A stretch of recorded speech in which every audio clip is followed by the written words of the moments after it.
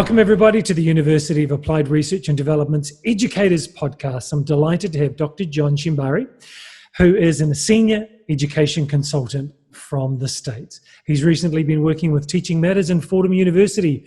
Hi, Dr. John. Hi, Craig. How are you? Can't believe how incredible I am. Excellent. Likewise.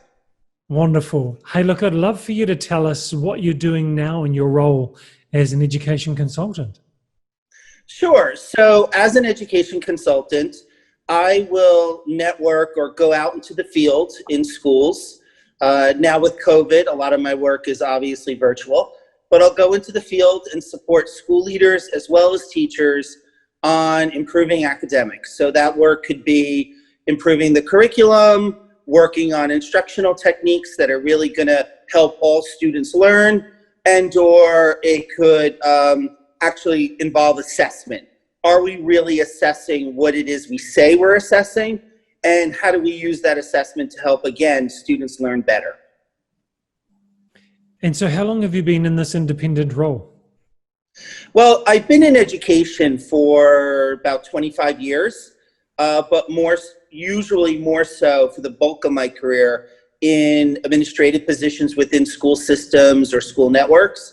But I've been an independent consultant for the last 3.5, 4 years. Okay. So why did you choose to do that rather than staying in an organization? Sure. So I very much enjoy working on different projects with different schools, different organizations, and consulting really allows me the opportunity to choose the projects that I want to work on with the schools that I want to work with. And in addition to that, when you are a consultant, you do have the opportunity to work with many different networks of educators. So I have found that my own knowledge of best practices has really increased being a part of various networks. Right, got it. So is this related to your doctoral research that you've done? Why don't you tell us about that? Sure. So I did go and get my doctorate in educational leadership. So while at the time my specific thesis research was on school climate in small secondary magnet schools or theme-based schools, because at the time theme-based schools were a new innovation in education. I was a principal of a magnet high school in Newark, New Jersey. So I was really interested to see if other small magnet schools were operating in a similar vein, if you will. I wouldn't say that what I'm specifically doing now is directly tied to that research, but obviously when one is going for a doctorate in educational leadership, you are looking at ways to improve educational outcomes for students. And as an academic leader, how are you bringing all the stakeholders together, parents, students, teachers, the community at large? How are you bringing all of those folks together so that way we are achieving academic growth for our students? So in that vein, I would say most definitely my work reaching out to schools now is very much tied to that, which is school improvement overall. So just so we understand, because we have a very large international audience, can you tell us about theme-based schools and magnet schools and what they are? Sure. So about 15 years ago, there was a thought that, there's always been a thought that we should innovate education. So about 10, 15 years ago, the thought was, how do we really invest students in their own learning? What is it that we could do that makes learning more exciting for students? And one idea that came to the fore was magnet schools. And what magnet schools are, they're theme-based schools that have an overall theme related to the school as a whole, and then you teach all of your subject areas around that theme. So, for example, I was principal of American History High School in Newark, New Jersey. And so we hope to attract students that, again, were interested in history, and American history, international history. But really, we still, like any other public school or state school, if you will, had to ensure that we were meeting English language standards, that we were meeting science standards, math standards. So I don't want to give the impression that every single unit of study is integrated with US history in that case, but many were.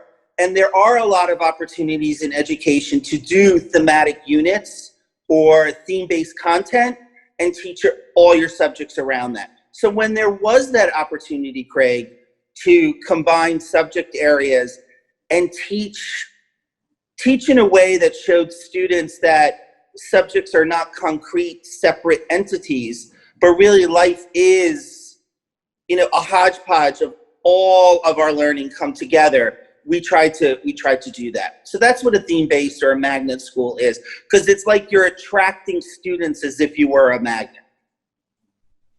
I'd be really interested for you to share about how you hire staff for such a school environment.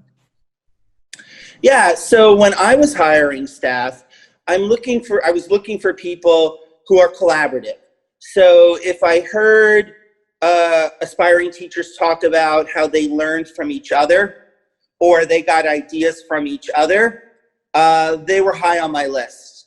And actually, whether or not it's a magnet school or not, that is a quality that a lot of schools in general are looking for now in their teachers, especially as more and more schools adopt professional learning communities where teams of teachers are looking at student data and then determining, well, what as a school do we do with this data? How are we going to use it to improve outcomes for our students? So even though this might have been novel 15 years ago, I don't think looking for teachers that are collaborative or who are willing to work in a professional learning community environment is as novel now as it was then. I think, thankfully, it's becoming much more commonplace. Interesting that you didn't say, I was looking for history teachers who, you didn't talk about content. You talked about interpersonal characteristics, transferable skills. Exactly. And, I'm still hiring folks, for their ability to teach ELA, their ability to teach math. I mean, if they're a math teacher, I still want a math teacher. But if they're open, like you say, Craig, to working with others, we could develop an excellent integrated unit, if you will. I would say the other thing I really look for in aspiring teachers, or really in educators at all, for a whole, or in the whole, is a commitment to literacy. Because I do find that we are all literacy teachers. We need to be. Now, if some of us are lucky to work in higher socioeconomic communities, students do tend to come into school with a larger lexical set, with more vocabulary behind them. But for those of us working where there might be inequities or with populations that have been marginalized, which is often the case in urban education where I do a lot of my work, students are coming in without the rich language that their peers just 5 miles down the road in the suburbs might be coming in with.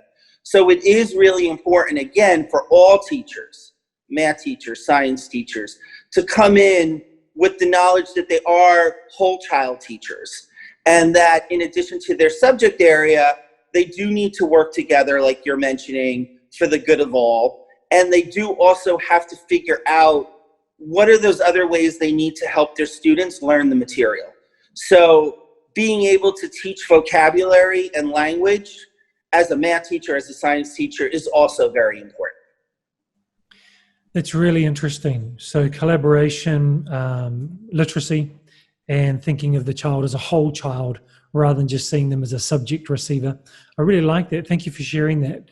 I'd like to go back a little bit. You said about your doctorate being focused on school climate.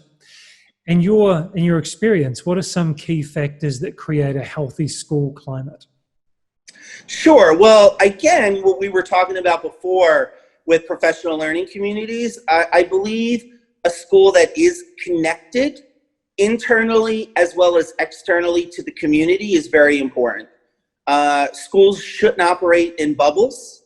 21st century learning tells us, and 21st century jobs tell us, that students are going to need to work together. So the school community needs to model or represent the skills that it is saying students need to have to be successful in their futures. So a good school community is, again, one that is collaborative, one that allows students to shine, for them to show their learning, their knowledge, have them a part of the process of their own school growth. I think that's important for a healthy school climate. One that celebrates success of staff, of students, of the community at large, but yet one that doesn't shirk away from failure, but looks at failure as, again, a way to improve or to grow or to move forward. Again, skills that we all need in general to do better the next time around. I think that's important as well. And again, a school that teaches to the whole child. You know, you could be a science teacher, but if your student is not mentally there for whatever reason, home problems, problems in the community, they're tired, they're not eating well, you know, whatever the reason is, if they're not fully present in school, they're not going to be able to learn science, math, or ELA. So again, I come back to this theme of teaching the whole child and celebrating the whole child. And what does that mean? Does it mean bringing community entities into the process to help your students and their families thrive? We're seeing more of that, particularly in urban environments here in the United States. They're called community schools, where, again, so many of your resources can be pulled together to help your school community. Now, I will tell you, in the era of COVID, where many of our schools are shut down, this has proven to be a challenge, because schools are often the place where particularly marginalized communities can get services. So with the shutdown of schools, the community school model has been a little bit challenged, but I do believe in general, the more that your services are combined at your site or near your site, where, again, your school is part of the community outside of your building, I think that that is important as well as part of establishing a healthy community. So regardless of the socioeconomic level, you think a community approach with community services, you think that's part of a good school culture? Definitely. Because also, we didn't talk about it, but as students get a little bit older, especially if they're in high school, having these community resources in your school can also provide opportunities for your students to get work experience, internship experience. So really looking at or expanding on the work-study model. I think that's an important part of community as well, as your students go through the education process. And overall, Craig, I would also say a school community, a good school community, should be one that, again, talks about college and career readiness from kindergarten all the way up to through 12th grade, as we call it here in the States. I know you might call your grades by different things in different parts of the world. So what's one strategy or some ways that we can do that right from a young age, have the eye on college readiness and career readiness? How can we do that? Sure. Well, when we look at not only college enrollment, but college success, we're finding, particularly in communities where perhaps the educational opportunities have not been as great as in other places. Students might be hopefully enrolling in college, but often they lack the independent skills to really advocate for themselves. They also might not be as ready with the content as students coming from other parts of a country might be. And there's also the belief, unfortunately, in students who come from marginalized communities when they enter college. It's almost as if they're imposters. It's called imposter syndrome, where even though they have every right to be there, and might actually be even more qualified than the person sitting next to them, because their population has not been traditionally represented in that university setting, they might feel that they don't actually belong. So if we look at, we look at enrollment in universities coming from urban environments, and we actually look at college success rates of that same community or that same population, it's a very sharp drop-off. We need to do better with not only getting our students to university, but through university. So to specifically answer your question, for a start, throughout K-12, develop those 21st century learning capacities. Really celebrate grit, really celebrate persistence, celebrate self-advocacy. In, okay, as a student, this is where I am academically, and this is what I need to do to move to the next step. Really embrace and develop self-reliance. I think that's number one. Number two, even from a young age, in your early primary years, you could bring in people from the community to talk about the careers that they have, talk about what they had to do to persevere to get to the next level. So although before we talked about the role of work-study programs, particularly on the secondary or the high school level, again, in the early grades, you could still start introducing these 21st century concepts and start really utilizing your parent community, the community at large, to show children all the different things you can do in life if you are educated. So I got building self-reliance, and then building in programs that have career role models, whether that's parents or people from the community. Exactly. Yeah. Love it. I mean, there are many ways. Those are just some of them. Yeah, that's really good. And I think that's achievable, regardless of the context from K to 12. You can build in these things at appropriate times, and even link them in, I would imagine, whatever the subjects are that are being taught, make it a cross-curricular thing where the person can demonstrate how, as you said at the very beginning, no one thing is ever by itself. You're doing everything. Life is just everything together. You're bringing in all of those skills.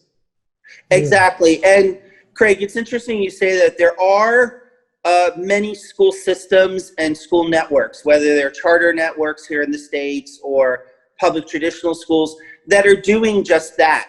So when they are developing their curriculum or looking at math curriculum or ELA curriculum or science curriculum, there are the content specific standards, yes, but right along with those content specific standards, they are putting in the life skill standards that go along with whatever not only the students are learning in terms of content, but how the students are learning that material.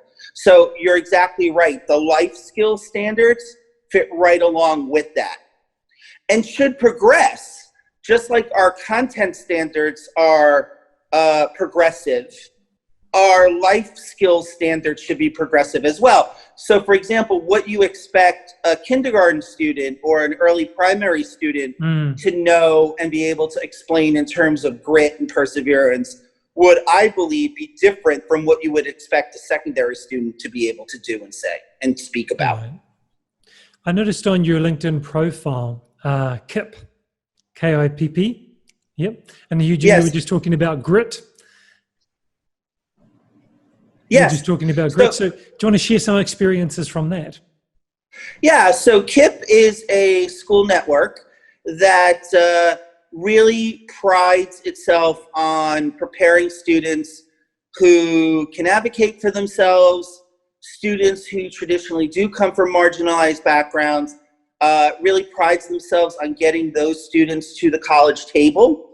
So that way they are represented and we can move beyond this imposter syndrome that good, competent, qualified students that come from marginalized communities feel just as entitled to attend university as anyone other student coming from any other socioeconomic background.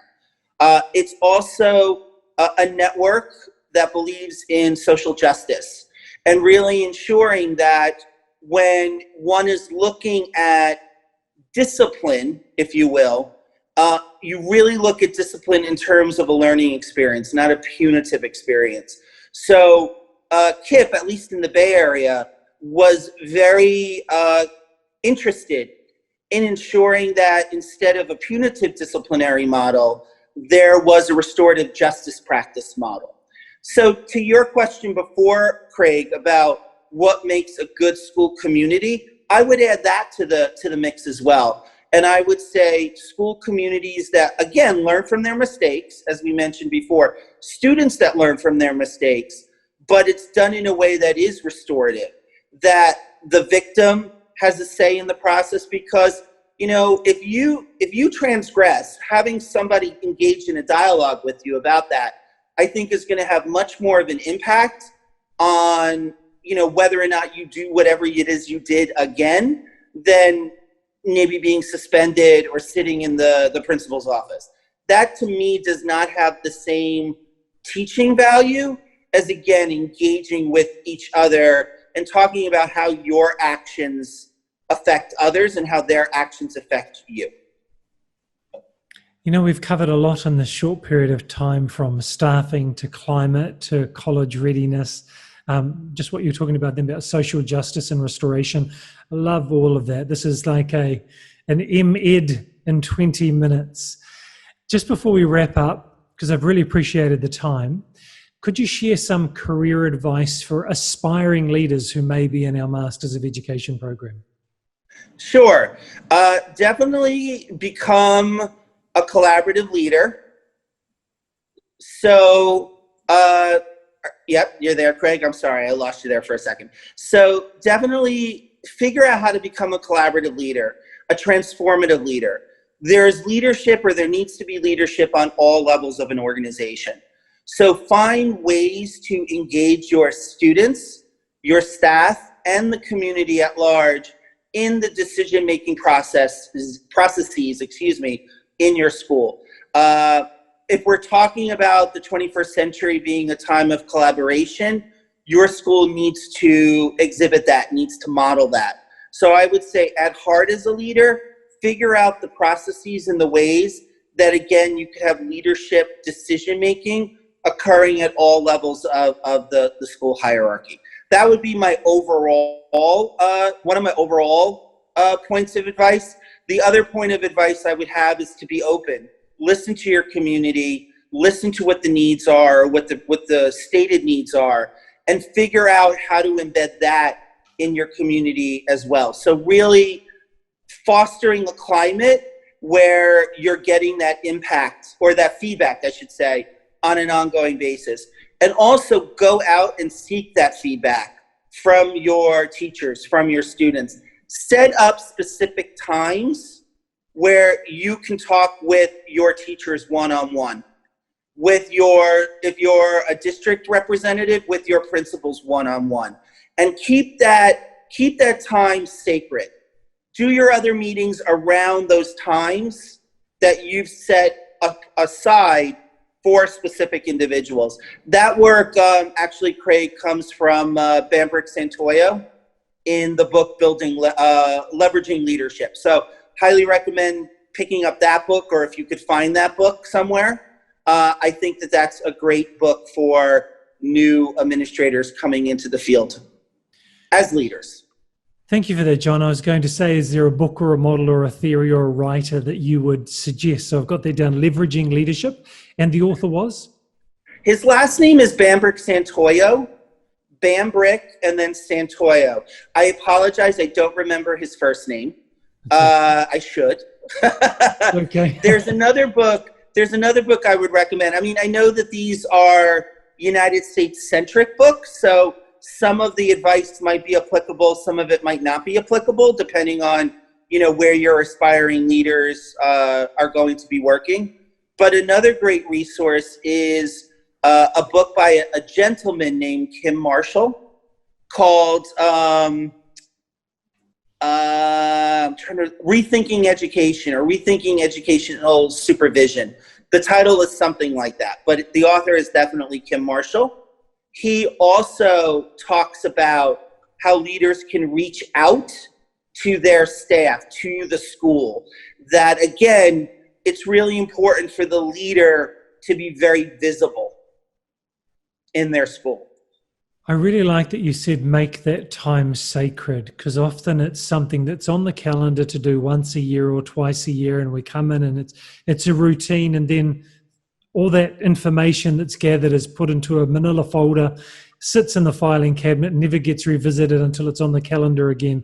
It seems to be a worthless process, but even the mere fact of making that time sacred, where it's not moved, it's not rushed, it's not moved off the calendar because something else happens, making it sacred and important can do wonders, I think, for school climate. Indeed. In fact, it's interesting. I don't know if I believe like the once or twice a year is a total waste. In the States, we might call it a dog and pony show because it's right. I think it's good to show when somebody knows, for example, like in the case of admins going into a classroom, it's it's coming, you're going to give it your best. So as an administrator, it tells me under ideal conditions what somebody can do. So I do like seeing that. But I also like going into classrooms for 5 minutes every day just to see what real instruction is like. And that's going to help me to develop a relationship with the teacher to the fact, oh, I walked in very quickly and you were doing X, Y, Z. I loved how you were providing scaffolds for students. When, they were reading the text, you had the key vocabulary that was going to help them learn the material available. Love it.